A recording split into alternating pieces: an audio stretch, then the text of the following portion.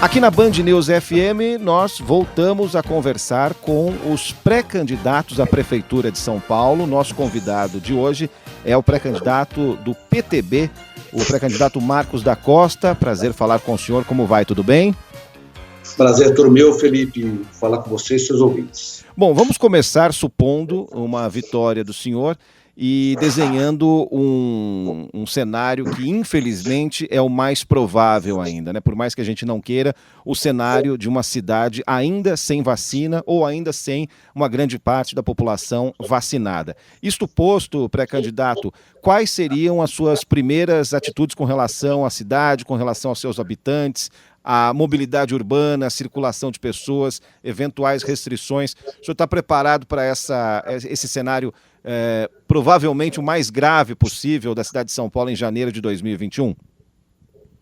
Felipe, eu tenho esperança de nós termos um cenário melhor do que o atual. Essa esperança de que o Criador possa iluminar esse caminho nosso para chegar daqui para frente numa condição cada vez melhor. Mas, infelizmente, é uma possibilidade. Nós estamos aí enfrentando a pandemia e temos que tomar medidas em relação a ela. Eu tenho certeza de que, nas prioridades, a primeira delas é a questão de saúde, fundamental, e a segunda a questão do emprego. Nós vamos ter que trabalhar nessas duas linhas com muita intensidade. Ao lado disso, a questão da educação. Em face do que nós vencemos esse ano, um ano perdido em termos eletivo, né, um ano letivo perdido, e com as crianças, principalmente aquelas que iniciam agora a primeira idade no ensino fundamental, com muita dificuldade em termos de relacionamento com outras crianças, no momento de vida que era importante esse relacionamento para a formação do cidadão. Em relação à saúde, nós estamos com o SUS enfrentando a pandemia, né, com suas diversas unidades. Nós mostramos que era possível. O Brasil é um dos poucos países do mundo que tem pleno acesso à saúde e conseguiu enfrentar isso de uma forma razoável. Nós tivemos aí um volume grande de pessoas sendo socorridas, principalmente no que diz respeito às UTIs, e com os esforços que foram feitos, essas pessoas foram atendidas. Com um índice de mortalidade muito grande, nós precisamos começar a tratar antes de chegar no hospital. Isso é fundamental. Não permitir que a pessoa desenvolva as diversas, enfim, as crises que o vírus traz, para que ela possa ser atendida. Nós temos que começar o atendimento mais cedo. Em relação ao transporte público, hoje, num primeiro momento, o que tem que fazer é a questão da máscara. É uma crítica que eu faço às gestões, embora compreenda a dificuldade de gerir uma cidade com o enfrentamento de uma pandemia que uma crise, talvez, nos últimos 100 anos não aconteceu nada parecido, e a utilização das máscaras era fundamental desde o primeiro momento. Isso talvez tivesse feito com que aquele que é o grande centro de divulgação do vírus pudesse ter um impacto muito mitigado.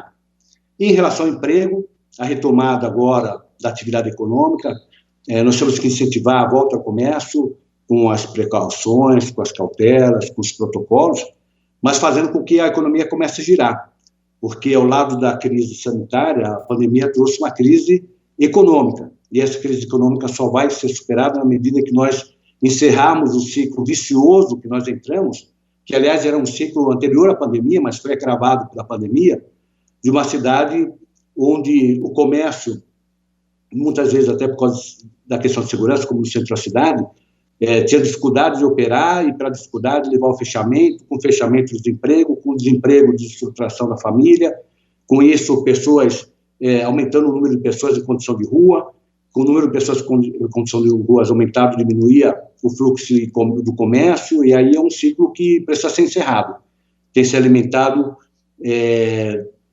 com a agravante da pandemia, e que tem feito com que o número de empregos na cidade e do comércio e da indústria despencasse.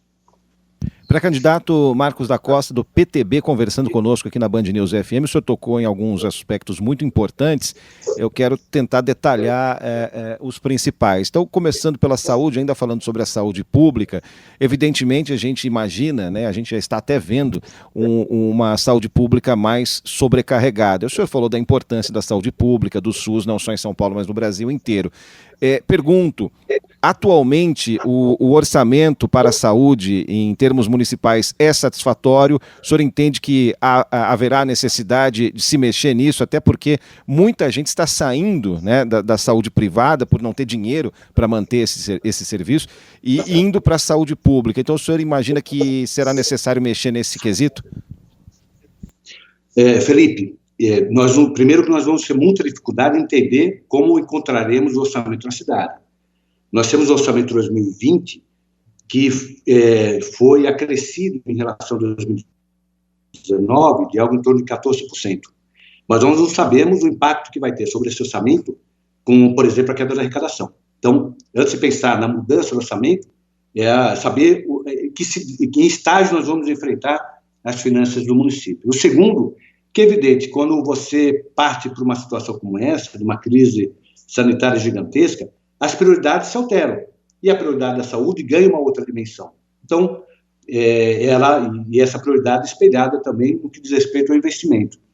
Mas, independente da questão orçamentária, que precisa ser analisado, o impacto, quanto nós vamos ter do orçamento, a queda que houve em termos de arrecadação, e da onde vamos tirar, quando você prioriza um setor, você vai deixar de dar prioridade para outros setores, a utilizar muito o que nós temos, o parque que nós temos, fazer uma integração maior entre o sistema próprio do SUS, né, inclusive em termos de informação sobre o atendimento individual, e também usar a telemedicina.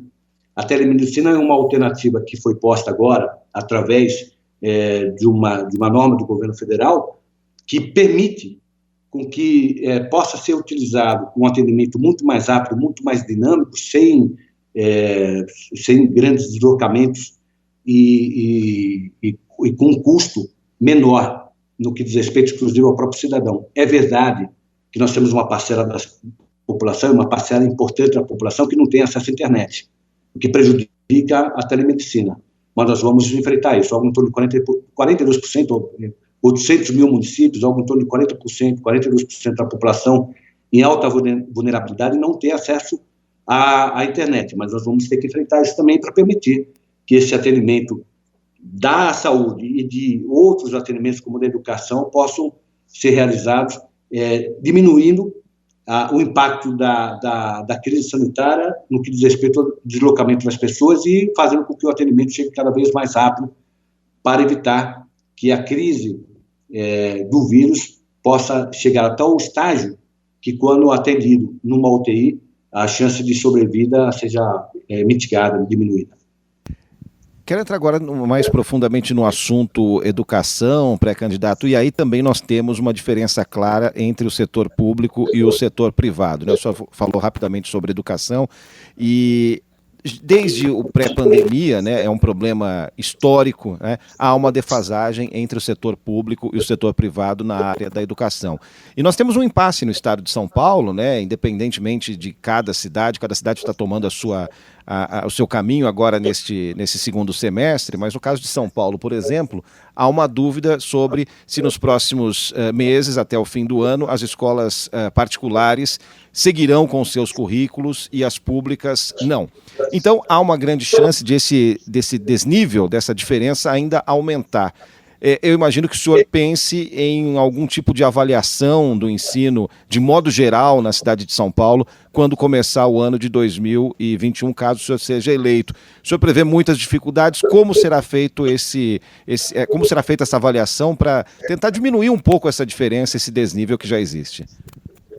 Felipe, você tocou num ponto que é crucial e que não é a pandemia, mais uma vez. A pandemia agravou o cenário. Mas o cenário já era muito ruim antes da pandemia. Uhum.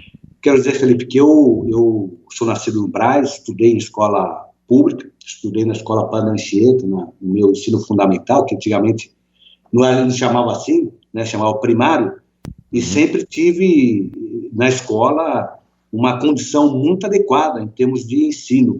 Foi a escola pública que me permitiu realizar meu sonho, me tornar advogado.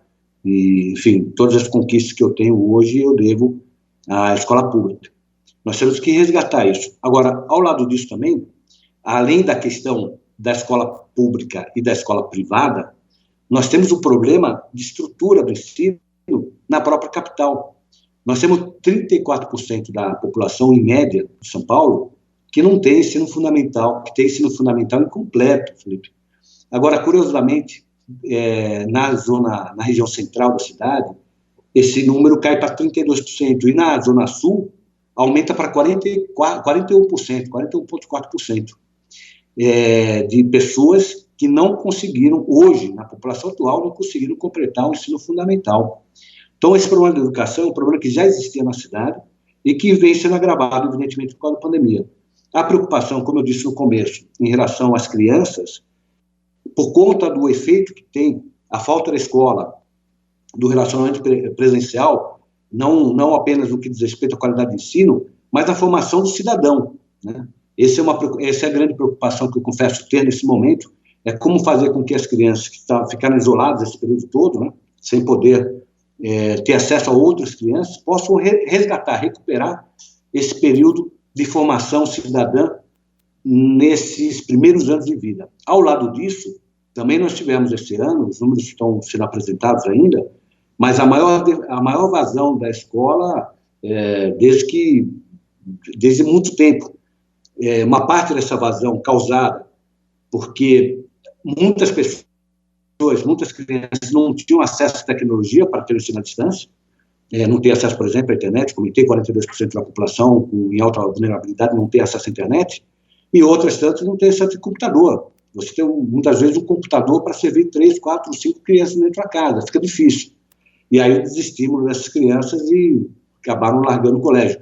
E uma parte dessas crianças, numa idade um pouquinho mais avançada, elas acabaram saindo da escola por uma necessidade econômica da família. Pai desempregado, mãe desempregada, não tem dinheiro para colocar na mesa, e foi a alternativa que encontraram, fazer com que as crianças começassem a trabalhar mais cedo para conseguir, pelo menos, ter um prato de comida, um mínimo de dignidade dentro das famílias. Então, esse é um quadro, nós estamos estudando como fazer, estamos querendo entender, porque você trocar a roda com o carro andando, mas nós vamos, até começar o ano, priorizando isso, encontrar a forma de recuperar esse ano letivo perdido para as nossas crianças. Estamos ouvindo aqui na Band News FM o pré-candidato à Prefeitura de São Paulo, Marcos da Costa, do PTB. O senhor no começo falou um pouco sobre geração de emprego. Quero entrar então mais na área econômica agora, também buscando não só o viés do emprego, mas também o viés da eventual necessidade de ajuda, não só a pessoas físicas, mas também a pessoas jurídicas. A gente sabe, a gente tem acompanhado os números, a economia levou uma grande paulada e vai continuar levando. Está começando a se recuperar, mas é muito difícil que a gente tenha uma situação perto da situação de 2020, no começo do ano de 2021 em São Paulo. Eu pergunto, além da questão da geração de emprego, o senhor pensa de alguma forma em fomentar a indústria, o comércio ou serviços, de alguma forma ajudar também a pessoa jurídica? Isso tanto por meio de incentivo, linha de crédito, ou mesmo com relação a isenções tributárias? Como é que o senhor pensa em mexer nisso aí nos dois casos, né? Pessoa física e pessoa jurídica? O que tem no seu plano?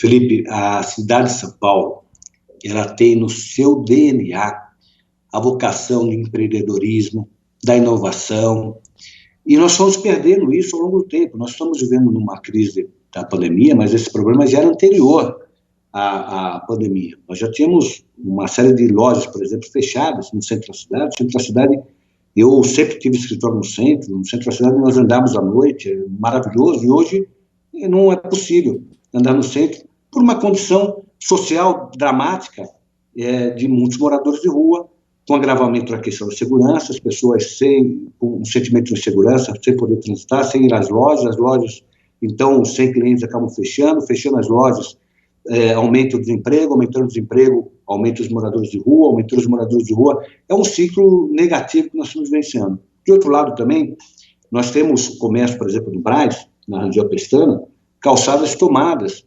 por ambulantes, né?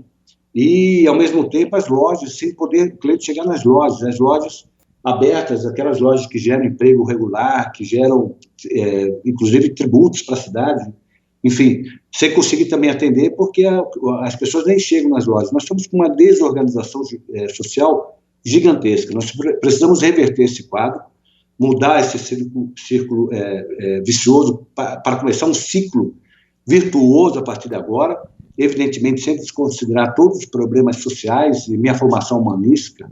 Você sabe disso, eu fui presidente da Ordem dos Advogados do Brasil durante 6 anos, eu tenho uma preocupação com o lado social, mas ao lado da preocupação com o lado social, a minha formação também no que diz respeito à economia. Fui do Conselho da Fiesp, do Conselho da Associação Comercial, do Conselho da Federação Comercial, da Federação dos Bancos. Eu tenho uma vivência na área econômica e na área empresarial muito grande. Eu vou aproveitar essa vivência para dialogar com os empresários e saber o que está travando a nossa cidade. Eu vou te dar um exemplo do que acontece muitas vezes, Felipe, porque decisões foram sendo tomadas ao longo do tempo, e eu não estou questionando a qualidade da decisão, mas elas foram colocando obstáculos, travas no desenvolvimento econômico da cidade. Por exemplo, no centro da cidade, como é que você vai ter construção civil no centro da cidade, que é um instrumento importante de produção de riqueza, de emprego, se o caminhão não pode circular durante o dia? Aí o caminhão vai circular durante a noite e vai entregar o cimento durante a noite para construir durante o dia. Nós precisamos repensar um pouco essas questões, nós estamos num momento dramático e a prioridade tem que ser o emprego. Vamos ver as travas que a cidade tem, como fazer com que essas travas deixem de existir e, com isso, nós possamos voltar a ter uma economia muito intensa aqui em São Paulo. Quero dizer também, Felipe, da absoluta necessidade de uma parceria entre a cidade de São Paulo e o governo federal. É fundamental que a relação entre a cidade e o governo federal seja uma relação de parceria, porque o governo federal, auxiliando São Paulo, ele vai estar fazendo com que aquela cidade, que sempre foi a locomotiva do Brasil, retome a sua pujança. E, ao retomar a sua pujança, a economia do Brasil inteiro vai se recuperar, com certeza, na sequência. A gente está chegando ao momento final da nossa entrevista, mas dá tempo ainda de abordar o aspecto, já que o senhor encostou aí na questão da mobilidade urbana, dá tempo ainda a gente falar um pouquinho sobre o transporte público, né? E eu pergunto para o senhor, bom, também desde antes da pandemia o transporte público é um problema em São Paulo, não é satisfatório, não atende às demandas da sociedade, não tem ônibus para todo mundo, não tem trem para todo mundo, nem metrô para todo mundo, tudo bem, trens e metrôs não são problema do prefeito de São Paulo, mas os ônibus sim. Pergunto para o senhor, o atual sistema de contratos vinga na sua eventual gestão? A tarifa, né, deve ser mantida, pode ficar mais barata, tem que ser mais cara? Como é que o senhor vê essa área do transporte público coletivo? Olhando de uma forma transversal, Felipe, olhando o transporte como um todo, procurando modernizar o nosso sistema viário. Eu exemplifico com os semáforos nossos foram instalados na década de 80. Teve um pouquinho de melhoria na década de 90. Há 30 anos só se preocupa com a questão da manutenção dos semáforos. Nós sabemos quanto que esses semáforos quebram a todo momento na cidade de São Paulo. Isso causa um transtorno, prejudica o transporte individual, prejudica o transporte público.